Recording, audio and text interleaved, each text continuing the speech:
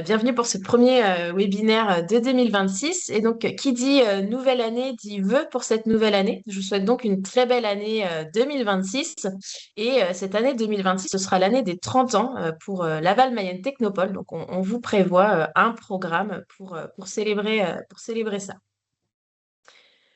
Pour celles et ceux qui ne me connaissent pas, je m'appelle Charlotte Duval, je suis chargée d'accompagnement des entreprises chez Laval Mayenne Technopole et notre mission chez LMT, c'est d'accompagner l'innovation et les projets d'innovation sur le territoire de la Mayenne, que ce soit auprès des porteurs et porteuses de projets de création d'entreprises innovantes, des startups, mais aussi des entreprises établies sur le territoire et des collectivités.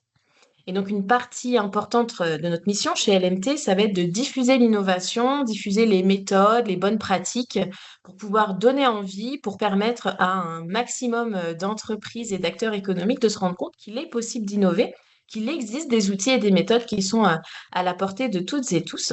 Et donc, pour participer à la diffusion de ce message, de cette culture de l'innovation sur le territoire, nous organisons le programme des matinées et webinaires de l'innovation tous les deuxièmes mardis du mois avec soit une matinée de l'innovation qui est en présentiel, sous la forme d'un atelier pratique ou de témoignages, ou soit comme ce matin avec un webinaire.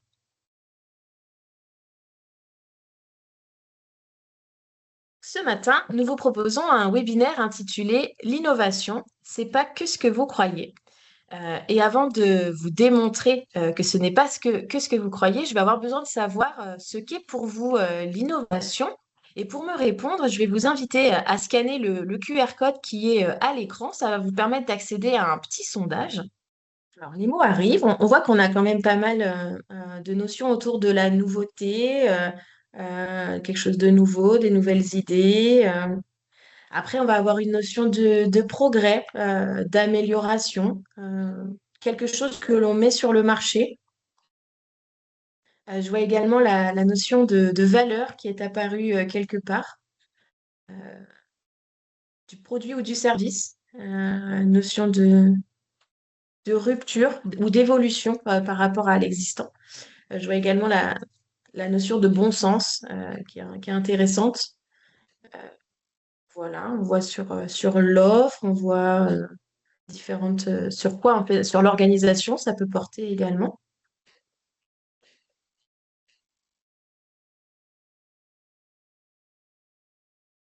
Alors, il y a quelques mots-clés qui sont super intéressants parmi ce que vous avez, parmi ce que vous dites. Mais déjà, en fait, en regardant vos réponses, finalement, on voit qu'il y a plein de mots différents, plein de notions différentes sur la définition de l'innovation. Et ça nous permet de dire finalement que ce que l'on appelle innovation, c'est pas toujours la même chose pour tout le monde. Il n'y a pas une seule définition de ce qu'on peut appeler innovation, et c'est déjà une clé de compréhension de ce que c'est. Donc même s'il n'y a pas qu'une seule définition, je vais vous partager celle que moi j'utilise habituellement lorsque l'on me pose cette question. Une innovation, un peu comme vous le disiez sur le sondage, ça va être avant tout une idée nouvelle. Mais c'est pas seulement une idée nouvelle, c'est une idée nouvelle qui va être techniquement faisable. C'est-à-dire que l'état actuel des connaissances, les compétences et techniques qui sont à votre portée, vous permettent de rendre votre solution faisable techniquement, vous permettent de de la faire fonctionner concrètement. Ensuite, votre solution, pour pouvoir être qualifiée d'innovation, il va falloir qu'elle soit désirable par les usagers. C'est-à-dire il faut qu'il y ait une catégorie de population qui voit un intérêt à utiliser votre solution. Et pour cela, il va falloir répondre à un de leurs besoins, à un de leurs problèmes.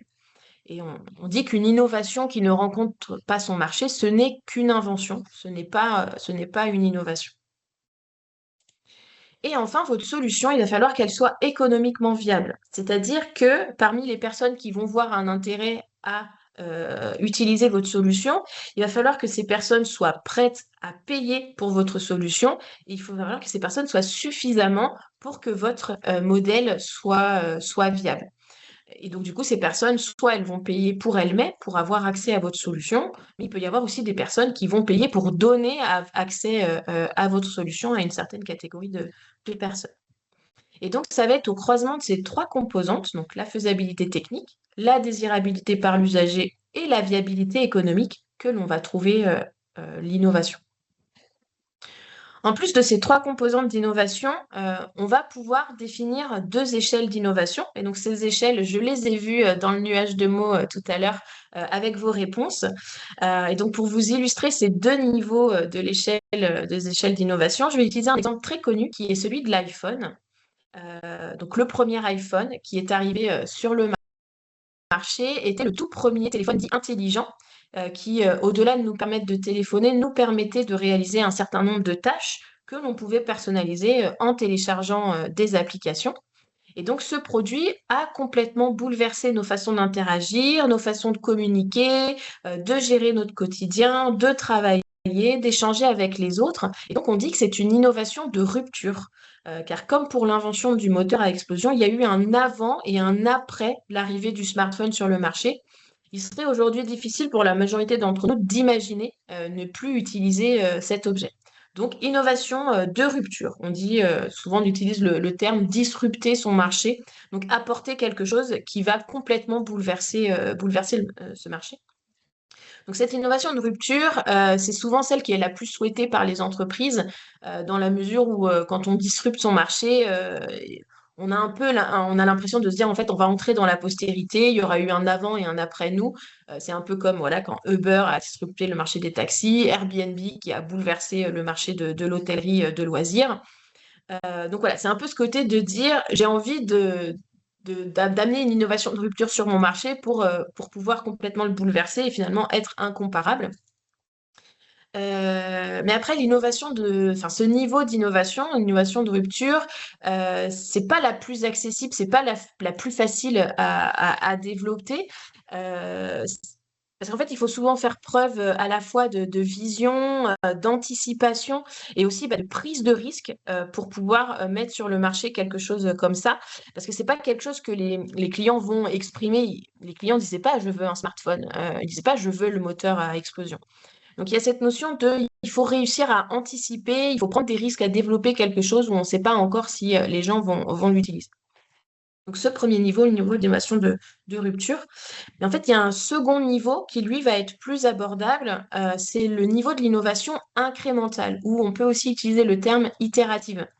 Ce niveau-là, il va être plus abordable parce qu'en fait, l'innovation incrémentale, elle va partir de l'existant pour chercher à l'améliorer ou à l'adapter pour gagner en simplicité ou en compétitivité par rapport à la concurrence ou en s'adaptant aux évolutions de vos types de clientèle, aux tendances de marché. Et donc, pour illustrer ici, je vous ai mis une image de différentes générations d'iPhone qui ont suivi la première, où à chaque fois, Apple a cherché à améliorer les performances, la conception du produit. Une fois, c'était l'écran, une fois, c'était le bouton qui a disparu. Mais dans tous les cas, voilà, à chaque fois, on a cherché à améliorer le produit pour reprendre un petit peu d'avance sur la concurrence qui, petit à petit, avait copié ou en tout cas avait développé des produits similaires. Donc, innovation de rupture versus innovation incrémentale.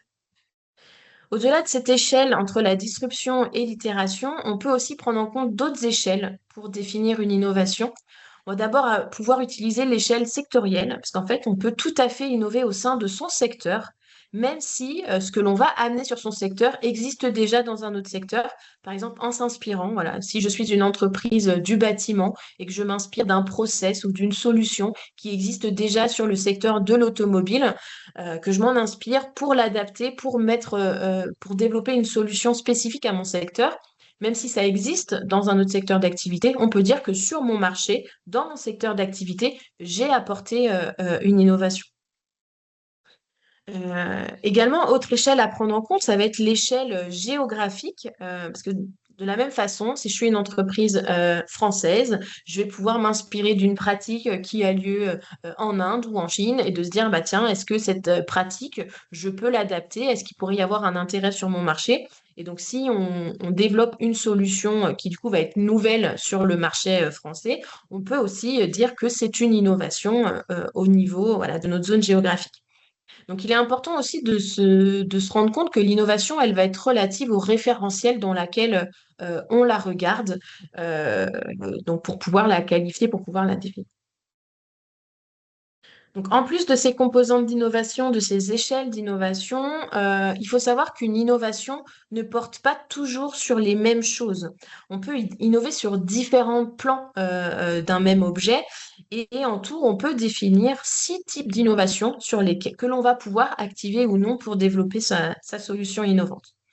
D'abord, on va trouver tout ce qui va être les innovations de produits, de services et d'usage. Donc, vous l'avez dit tout à l'heure dans le sondage. Ces innovations-là, elles vont porter sur votre proposition de valeur, sur l'offre que vous faites à votre clientèle, sur ce que concrètement vous offrez à vos clients. Ensuite, il va y avoir les innovations marketing et ou commerciales qui, elles, vont porter sur la façon dont vous allez distribuer et commercialiser votre offre, sur la façon dont vous allez la porter à connaissance et l'amener jusqu'à votre clientèle. Bien sûr, il y a également les innovations de type technologique qui vont s'appuyer sur une technologie pour permettre de nouvelles fonctionnalités, de nouvelles façons de faire. Donc, à la fois soit des technologies que vous avez développées vous-même, ou alors des technologies qui ont été développées par d'autres et que vous avez adaptées, que vous avez intégrées dans votre solution ou dans votre façon de faire. En parlant de façon de faire, viennent ensuite les innovations de procédés, d'organisation ou de management qui vont, elles, porter sur la façon dont votre entreprise s'organise pour produire ce qu'elle a à produire, que ce soit sur ses moyens de production, sur le mode d'organisation des moyens de production ou sur sa façon de gérer ses ressources humaines. Également, on peut aussi réfléchir à la façon dont on va se rémunérer, dont on va permettre aux clients de payer. Et donc là, on va être sur un type d'innovation qui va être de modèle d'affaires. Et enfin, lorsque votre innovation, elle est développée avec l'intention de réduire les inégalités sociales ou de répondre aux enjeux actuels de la société, on pourra alors la qualifier d'innovation sociale ou sociétale. Donc, on a ici 6 types d'innovations qui peuvent être utilisées comme une grille de lecture pour qualifier une solution que l'on vous présente ou comme un outil pour innover une offre existante. Et ce qu'il va être important d'avoir en tête, c'est qu'une innovation va être rarement d'un seul type d'innovation. Finalement, votre innovation va être une combinaison de différents types d'innovation. Et voilà. Ce produit très nouveau, ce produit très innovant que vous développez, peut-être qu'il va falloir adapter la façon dont vous allez le commercialiser. Et donc, il va falloir aussi que vous innoviez commercialement. Mais on peut aussi imaginer qu'il implique un modèle d'affaires différent que les solutions existantes. Et donc, il va falloir aussi innover sur ce modèle économique. Donc, voilà pour ces 6 types d'innovation. Pour m'assurer que vous les avez bien appréhendés, je vous propose un nouveau petit sondage. Donc, vous pouvez revenir à la même page que vous aviez tout à l'heure sur le précédent sondage, c'est le même, pour afficher cette nouvelle question. Et donc, cette nouvelle question, comment ça va se passer? En fait, à gauche, je vous ai succinctement décrit 5 propositions de valeur autour de la chaussette. Je suis restée sur ma thématique chaussette que j'aime beaucoup. Donc, j'ai décrit 5 offres autour du produit de la chaussette et il va falloir que vous reliez chaque offre avec la description du ou des types d'innovation correspondants. Donc, n'hésitez pas à me dire dans le chat s'il y a un problème, si vous n'arrivez pas à accéder au sondage. En tout cas, voilà, ça y est, j'ai lancé la question. Donc, je vous laisse quelques minutes pour voter selon vous, pour essayer de classer chaque offre autour de la chaussette dans le type d'innovation qui, selon vous, correspond le mieux. Alors, je vais rapidement commenter les réponses, enfin, en tout cas, les résultats à ce sondage. Donc, le premier produit que je vous présentais, c'est une chaussette connectée pour pouvoir détecter les chutes des personnes âgées. Vous avez été 57% à dire que c'était une innovation sociale qui s'appuyait sur une nouvelle technologie et donc vous aviez raison. Donc là, ici, on a cette technologie qui finalement est un capteur, des capteurs qui ont été intégrés dans la paire de chaussettes pour pouvoir détecter les chutes de la personne qui porte les chaussettes. Et donc là, on est dans la catégorie innovation sociale parce qu'elle cherche à réduire la dépendance des personnes âgées, en tout cas de faciliter leur suivi et le maintien à domicile des personnes âgées. Donc on est sur une innovation sociale parce qu'elle cherche à réduire les inégalités sociales que les personnes âgées peuvent subir au quotidien.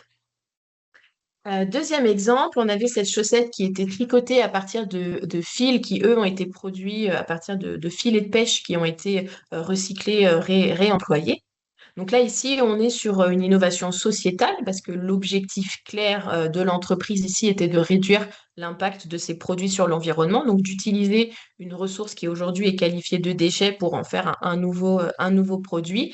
Et donc ça s'appuie sur un nouveau processus parce que l'entreprise s'est appuyée sur une filature qui a développé un moyen de transformer les filets de pêche en nouveaux fils qui ensuite ont pu être utilisés pour produire cette chaussette. Donc, vous étiez 71% à avoir la bonne réponse. Troisième exemple, c'était l'abonnement qui permettait de recevoir ses chaussettes préférées tous les mois ou tous les 3 mois. Et donc, grande majorité d'entre vous a eu raison en disant que c'était un modèle d'affaires. On va dire que le modèle d'affaires habituel d'une paire de chaussettes, hein, c'est la vente à l'unité, la vente directe d'une paire de chaussettes. Là, c'est un petit peu différent parce qu'on fait ce modèle de la récurrence avec un abonnement où tous les mois, on paye pour recevoir sa paire de chaussettes. Quatrième exemple, je vous présentais des chaussettes hydratantes grâce à la micro-encapsulation de principes actifs. Donc cet exemple était peut-être un petit peu plus difficile.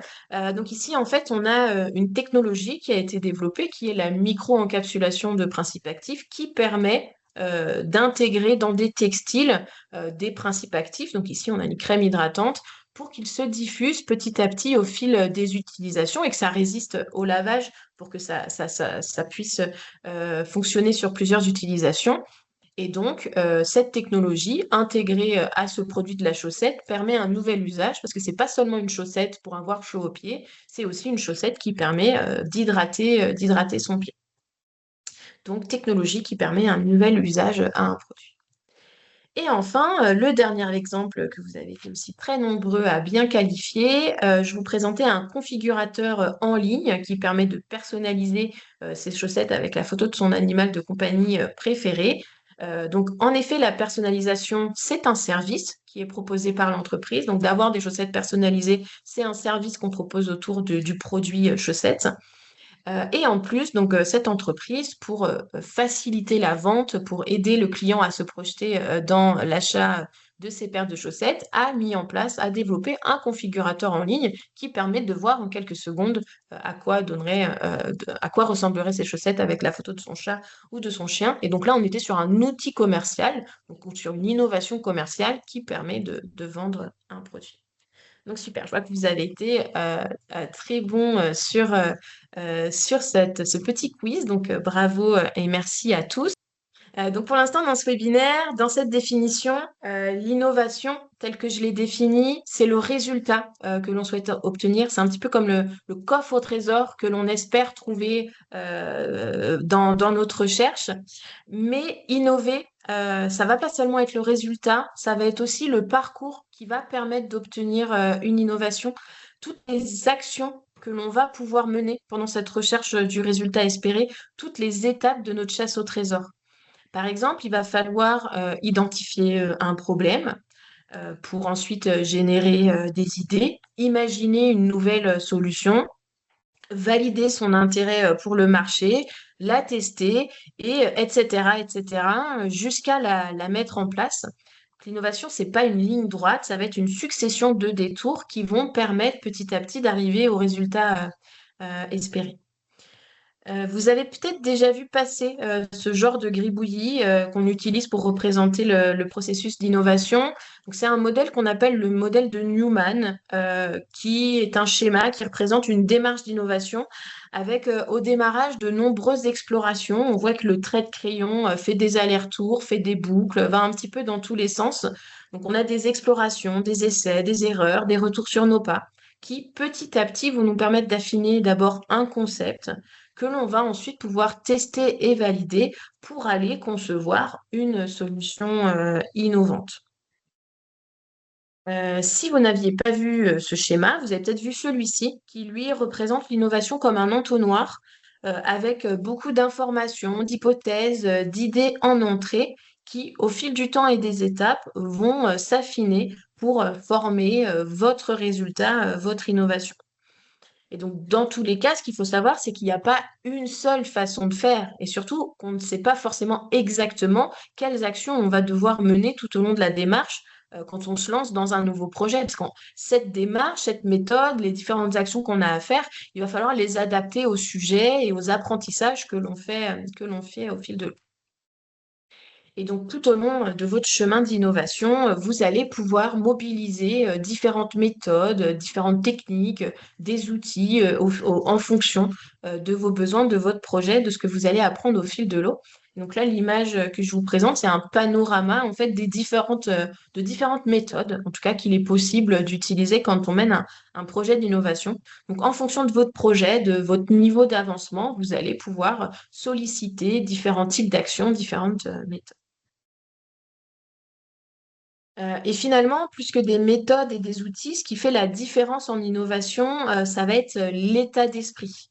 Un état d'esprit où on va tester, où on va ouvrir, on va partager, on va rebondir, on va regarder ailleurs. Euh, voilà, c'est tout cet état d'esprit qui finalement va vous permettre de suivre chaque étape, d'identifier des choses intéressantes, des pistes, moi ce que j'appelle mes pistes de potentiel de création de valeur. Et pour nourrir cet état d'esprit, donc j'ai utilisé les mots regarder ailleurs. Il va être intéressant de s'inspirer tant sur les projets que vous pourriez mener que sur la façon de comment vous pourriez les mener. Et donc pour ça, il va être intéressant de regarder ce qui se passe ailleurs, de s'intéresser à ce que d'autres entreprises ont fait pour mener leurs projets d'innovation. Et c'est l'exercice que je vous propose maintenant. Je vais vous présenter quelques exemples d'actions qui ont été réalisées par des entreprises dans leur démarche d'innovation, dans le cadre de développement de projets d'innovation. Le premier exemple que je voulais vous partager, c'est l'exemple de l'entreprise Gruo qui régulièrement organise des immersions dans la vie de ses usagers. Donc pour celles et ceux qui ne connaissent pas, Gruo, c'est un carrossier industriel qui va adapter des véhicules utilitaires aux besoins du client. Donc c'est par exemple notamment eux qui font les ambulances, qui font les véhicules pour les pompiers. Donc ils prennent un utilitaire du marché et ils l'adaptent à un métier, à un besoin spécifique. Et donc, Gruo, ils sont pas en lien direct avec les utilisateurs finaux des véhicules. Et donc, pour pouvoir comprendre le quotidien de ces personnes-là, ils organisent régulièrement des immersions où ils vont aller vivre la journée d'un utilisateur. Donc là, en image, vous avez une immersion qu'ils avaient fait auprès d'un livreur, d'un chauffeur-livreur, pour aller observer son quotidien, voir comment sa journée se passait, quels étaient les freins qu'il rencontrait. Et ensuite, ils se sont basés sur ces apprentissages pour imaginer une solution technique pour faciliter les livraisons. Et donc, d'ailleurs, cette solution avait été brevetée et elle est intégrée dans certains de leurs produits maintenant qu'ils commercialisent. Donc, observation des usagers comme source d'innovation. Deuxième exemple, toujours avec Gruo, souvent après ces temps d'immersion avec les usagers, ils organisent des temps de co-création où ils vont inviter des utilisateurs de leurs produits pour imaginer des idées de solutions qui vont répondre aux problèmes. Donc là, les photos que je vous ai mises, c'est des exemples d'une session qu'on avait eu la chance d'animer avec les collègues chez LMT où il y avait un problème technique qui avait été identifié lors de l'immersion. Et ensuite, pendant 2 jours, on a posé le problème, puis ensuite, on a imaginé plein de solutions. Vous voyez, voilà, on a fait plein d'activités différentes. Notamment, vous voyez sur la photo, on a fait un petit peu de bricolage, de prototypage rapide pour voir à quoi ça pourrait ressembler, quelles idées on pourrait mettre en place. Donc voilà. Et donc, ce que je ne vous ai pas dit encore, c'est qu'à cette journée, donc, il y avait bien sûr des représentants de la cellule innovation de Gruo. On avait aussi des ingénieurs Gruo qui étaient présents. Mais surtout, on avait le client qui était représenté et les usagers du client aussi qui étaient représentés. Donc, on avait un panel hétérogène de personnes qui étaient présentes et qui ont pu contribuer à proposer des idées pour trouver une solution aux problèmes techniques qu'on se posait. Troisième exemple dont je voulais vous parler ce matin, c'est celui de Synovia, donc qui est une entreprise qui fournit des services aux exploitations agricoles et notamment aux exploitations laitières. Et donc, notamment, ils ont un service qui est d'aller faire des prélèvements de lait directement dans les exploitations pour savoir si le lait est propre à la consommation et si les vaches sont en bonne santé. En bonne santé. Et donc, avant ce travail qu'ils ont mené, ce qu'ils devaient faire, c'est qu'ils devaient faire un échantillon par vache pour pouvoir savoir quel échantillon venait de quelle vache. Donc, on peut imaginer que quand si vous aviez un troupeau de 100 têtes, il fallait faire 100 prélèvements qu'il fallait emmener au laboratoire, il fallait faire 100 analyses et ensuite, du coup, envoyer les réponses à l'exploitation. Et donc, pour faciliter, donc c'est un service qui était coûteux et qui, du coup, nécessitait beaucoup d'opérations. Et l'objectif, c'était de pouvoir le simplifier, de pouvoir le rendre plus abordable pour les clients. Et donc, Synovia a fait un partenariat avec une université belge à Liège qui avait développé une solution de génotypage.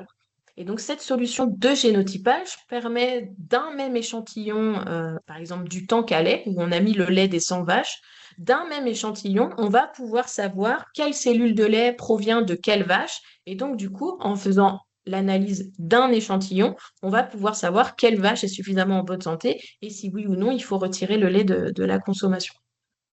Et donc, du coup, ça leur a permis de développer l'offre Génocellules, qui du coup a facilité le process et qui a réduit les coûts pour le client final. Et donc, ce Génocellule est toujours un de leurs best-sellers. C'est un service best-seller de l'entreprise aujourd'hui. Donc là, on est sur un partenariat avec un laboratoire qui a permis d'innover. Et enfin, quatrième exemple dont je voulais vous parler ce matin, c'est celui de l'entreprise MBPAC, qui est une entreprise qui distribue des produits d'emballage pour les secteurs agroalimentaires, donc majoritairement des produits d'emballage à usage unique. Et depuis plusieurs années, l'entreprise a voulu réfléchir à l'après-usage unique, comment se sortir de ce modèle de l'emballage à usage unique. Et donc, ils ont développé différentes activités, différentes actions pour pouvoir réfléchir à ça. Et notamment, ils ont voulu pouvoir financer des projets, ce qu'ils appellent des projets à impact, qui vont dans le même sens que leur stratégie. Et pour ça, ils ont proposé aux collaborateurs de l'entreprise finalement de faire un pot commun, de faire un fonds d'investissement corporate où chaque salarié a la possibilité, s'il ou elle le souhaite, de mettre de l'argent au pot commun. En face, les dirigeants s'engagent à amender aussi le fonds de leur côté. Et il y a un comité au sein des salariés, un comité un comité de volontaires qui est élu aussi, je crois. En tout cas, voilà, il y a un comité de pilotage de ce fonds d'investissement et c'est ce comité de pilotage qui va aller identifier, sélectionner et proposer les projets dans lesquels investir. Donc là, à l'écran, je vous ai mis une capture de leur rapport RSE de 2021. Donc c'était la première année de ce fonds d'investissement. Donc il y a 3 projets qui avaient été soutenus en 2021. Et depuis, c'est une quinzaine de projets qui ont pu être soutenus par ce fonds d'investissement corporate.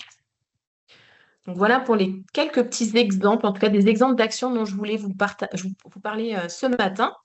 Est-ce qu'à ce stade, il y a des questions ou des remarques à remonter? Oui, Charlotte, il y a une Ouais, question de Stéphane. oui, une remarque Euh, sur le ROI finalement, c'est ça. le ROI de l'innovation, un peu cette perception qu'il faut mettre beaucoup de moyens financiers avec un ROI lointain. Alors, ça, c'est souvent une image de l'innovation. On a l'impression que ça coûte tout de suite toujours très cher. Alors oui, il y a certains développements, hein, notamment, je pense, voilà, quand il faut développer des technologies ou quand il faut développer des nouveaux systèmes, quand on a plusieurs partenaires, ça peut coûter cher. Donc, en effet, il y a certains projets d'innovation qui vont nécessiter des moyens financiers importants. Mais ce qui va être important, en tout cas, ce qui va être intéressant dans votre démarche d'innovation, c'est de se dire qu'est-ce que je peux faire dès le début, à moindre coût, pour valider s'il y a un intérêt de mettre en place ce projet. Et c'est un peu cet état d'esprit d'y aller petit à petit. De se dire, avant de commencer à développer quelque chose, avant de mettre de l'argent dans le développement d'un produit ou d'un service, c'est de me poser la question, voilà, est-ce que je peux pas simplement aller voir mes clients, leur poser la question, est-ce que ça vous intéresse? Est-ce qu'il y a des choses que je peux faire, des actions que je peux faire qui vont pas me coûter beaucoup d'argent mais qui vont me permettre d'apprendre, de savoir si oui ou non il y a un intérêt à passer à l'étape suivante. C'est un petit peu l'entonnoir que je vous présentais tout à l'heure. Au démarrage, on a plein d'hypothèses qui sont ouvertes. Et c'est en fait au fil de l'eau, l'idée, c'est d'abord de faire des actions qui coûtent pas cher, qui permettent de valider, de vérifier certaines hypothèses. Et puis, petit à petit, en fonction des hypothèses qu'on a pu valider, des choses qu'on a apprises, on va se dire, OK, on va pouvoir passer à l'étape suivante, mais sur ce concept-là, sur cette idée-là, et petit à petit affiner sur la solution qu'on va pouvoir mettre sur le marché. Et l'idée de se dire, oui, ça peut être un ROI lointain, mais si petit à petit les choses, elles sont bien travaillées comme ça, on a moins d'inquiétude de se dire, je dépense de l'argent sans savoir si ça va marcher, parce qu'au fil de l'eau, on va apprendre des choses, on va avoir des certitudes sur lesquelles on va pouvoir baser nos décisions. Voilà, j'espère d'avoir répondu à votre question, Stéphane. Avec ces différents exemples, on peut voir que finalement, faire l'innovation, c'est aussi s'autoriser à faire différemment, s'autoriser à faire avec des acteurs que l'on n'a pas l'habitude de mobiliser. Parce que l'innovation en mode classique, elle se passe généralement dans les services de l'entreprise qui y sont dédiés. Donc le service innovation quand il y en a un, le plus souvent le service R&D ou encore le service marketing.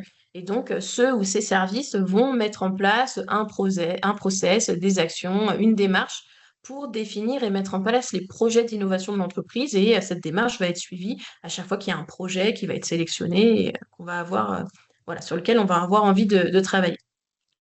Mais il y a une autre façon de voir le process innovation avec un nouveau schéma qui ressemble toujours à un entonnoir, mais vous voyez, cette fois-ci, l'entonnoir, il est discontinu, il va être poreux finalement à ce qui peut se passer autour de lui.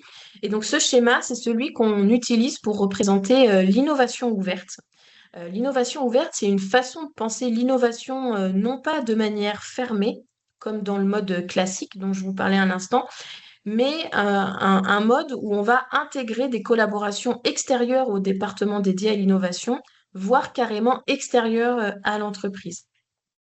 Donc, par exemple, si on reste en interne de l'entreprise, on va pouvoir intégrer l'ensemble des collaborateurs et des collaboratrices de l'entreprise, des différents services, des différents sites, quand il y en a plusieurs, des différents niveaux hiérarchiques. C'est l'idée de se dire que n'importe qui dans l'entreprise, peu importe son niveau, peu importe ses missions, peu importe voilà, ce qu'il a à faire au quotidien, peut apporter quelque chose à un projet d'innovation, à un process d'innovation. Donc là, on était plutôt sur de l'interne à l'entreprise, des acteurs, on va dire, inhabituels qui sont internes à l'entreprise, mais on peut aussi aller regarder des acteurs qui vont être externes à l'entreprise. Et donc, il y a différents types de parties prenantes que l'on peut mobiliser, et même selon moi, qu'on devrait même mobiliser à chaque fois.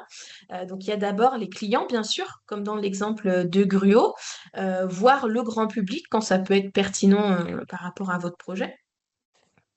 On peut aussi mobiliser les fournisseurs et les sous-traitants de l'entreprise, la filière ou toute la chaîne de valeur de votre offre de produits et services pour voir voilà, s'il y a des choses qu'on peut créer, des choses qu'on peut améliorer, des choses qu'on peut changer. Également le monde académique ou le monde de la recherche, les écoles supérieures ou les laboratoires, comme on a pu le voir avec l'exemple de Synovia. Mais pourquoi pas aussi les pouvoirs publics et les institutions, en regardant et en répondant aux appels d'offres ou aux autres appels à projets qui sont l'opportunité de financer ou de cofinancer des développements, ou en s'inspirant des normes et réglementations qui peuvent être une source d'inspiration pour faire évoluer votre offre, pour anticiper les changements ou pour réagir aux changements.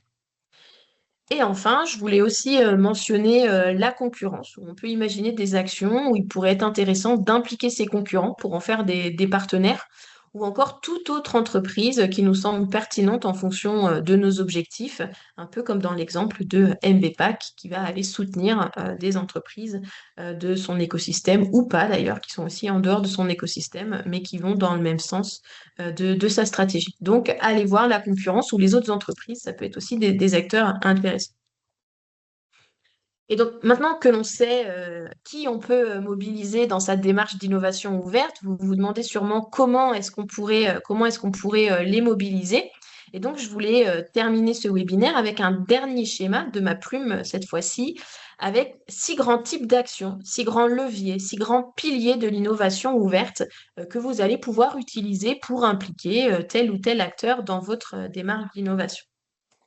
Le premier pilier, ça va être celui de la résolution de problèmes, que vous le fassiez en interne ou en externe. C'est quand vous avez identifié un problème et vous invitez des personnes à imaginer des solutions à ce problème. Donc, vous pouvez le faire avec différents collaborateurs, collaboratrices de l'entreprise, mais comme on l'a vu avec Gruo, vous pouvez impliquer des usagers aussi à cette démarche, des clients, des partenaires, voilà, des membres de votre réseau pour imaginer des solutions à vos problèmes. Le deuxième pilier, ça va être celui du test de solutions. Alors que ce soit des solutions que vous avez commencé à développer ou des solutions que vous voyez apparaître sur le marché et vous avez envie de savoir si ça a un intérêt pour vous, votre process, votre produit. Donc, vous pouvez aussi tester des solutions existantes. Et donc, après ces tests, vous allez soit pouvoir les mener en interne, par exemple en mettant à disposition 5 licences d'un nouvel outil logiciel à des collaborateurs, collaboratrices pour voir s'il y a un intérêt de le mettre en place plus largement, ou alors d'inviter des clients pour aller venir tester un nouveau produit que vous êtes en train de développer. Donc là, on est sur le pilier des tests de solutions. Le troisième pilier, ça va être celui des concours d'idées.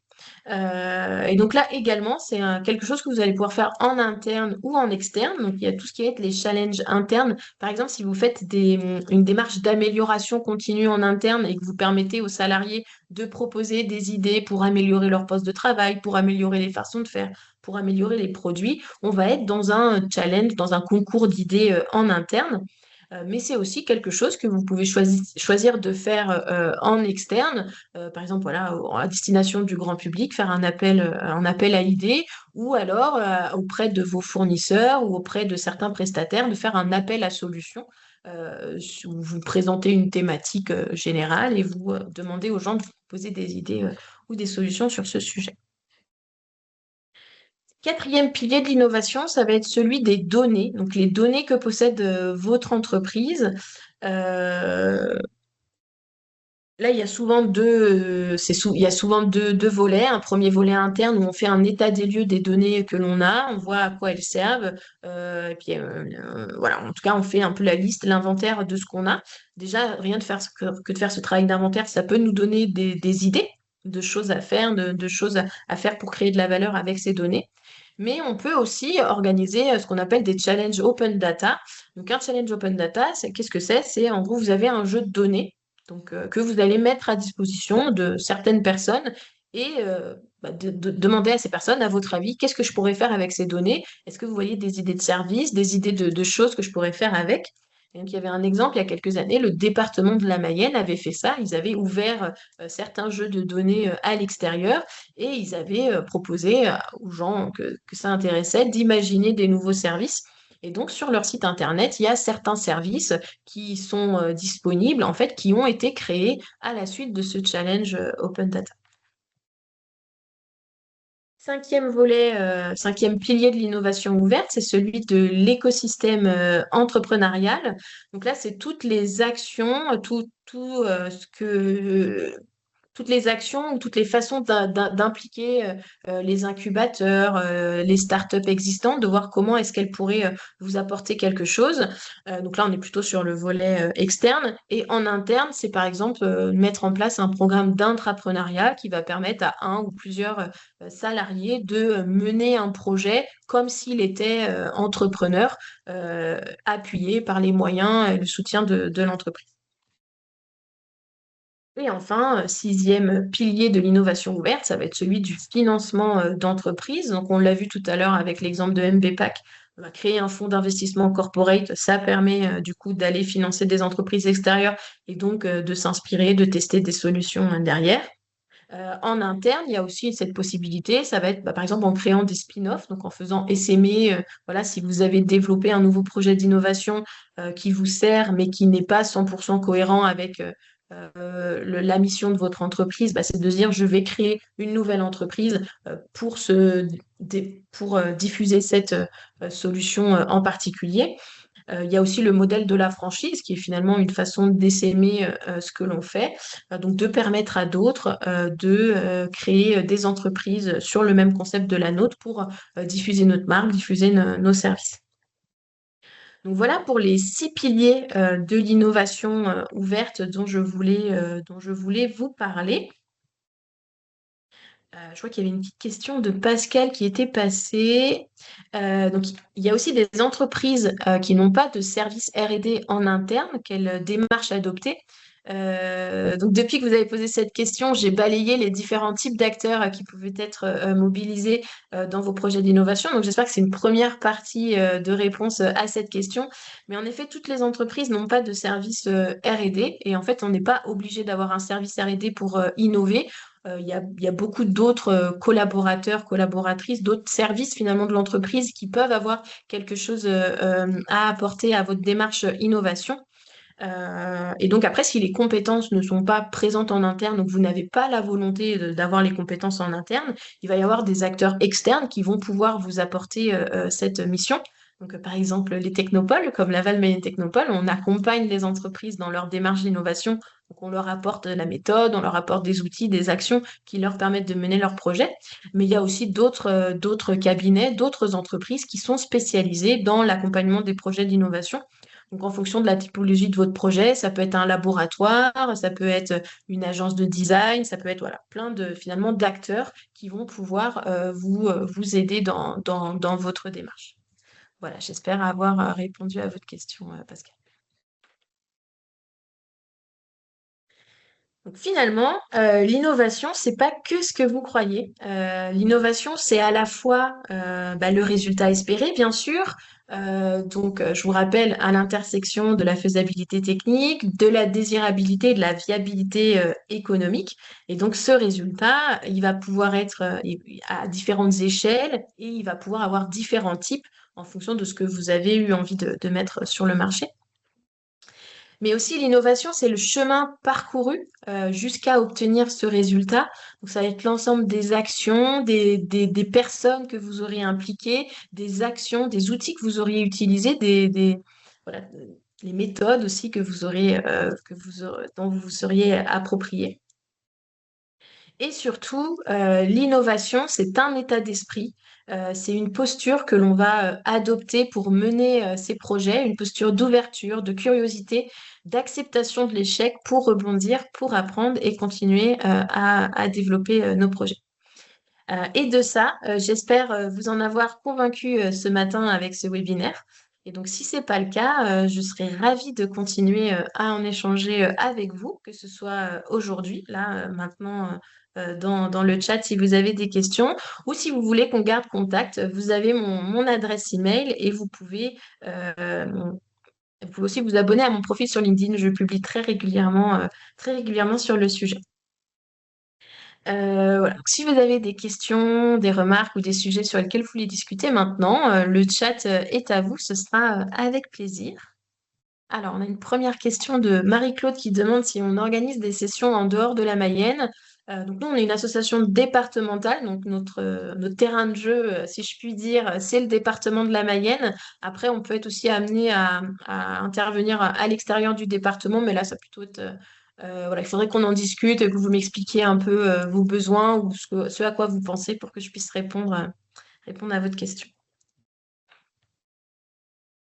Avant de clore ce webinaire, je me permets de vous annoncer que la prochaine date du programme des matinées et webinaires de l'innovation sera de nouveau un webinaire qui cette fois sera animé par Christian Travier, directeur de LMT, sur le sujet de la simplification comme levier d'innovation. Donc si ce sujet vous intéresse, je vous invite à vous inscrire dès aujourd'hui.